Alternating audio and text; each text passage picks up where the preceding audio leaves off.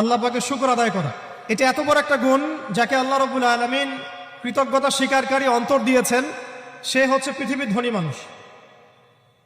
চলতে ফিরতে উঠতে বসতে সবসময় আমরা আল্লাহ পাকের নিয়ামতগুলো স্মরণ করব এবং সবসময় বলতে থাকবো আলহামদুলিল্লাহ, বলতে থাকবো আলহামদুলিল্লাহ। আল্লাহুম্মা লাকাল হামদ হামদান কাসীরান তাইয়িবান মুবারাকান ফীহি কামা ইয়ানবাগী লিজালালি ওয়াজহিক ওয়া আযীমি সুলতানিক।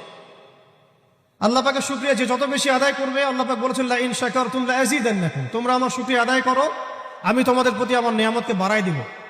ওয়া লা ইন কাফারতুম ইন্না আযাবি লাশাদীদ, তোমরা যদি আমার অকৃতজ্ঞ হও জেনে রাখো আমার আযাব বড়ই কঠিন। তো উস্তাদগণ লিখেছেন একজন তালেবে ইলমের অবশ্যই শুকর গুজার অন্তর থাকতে হবে।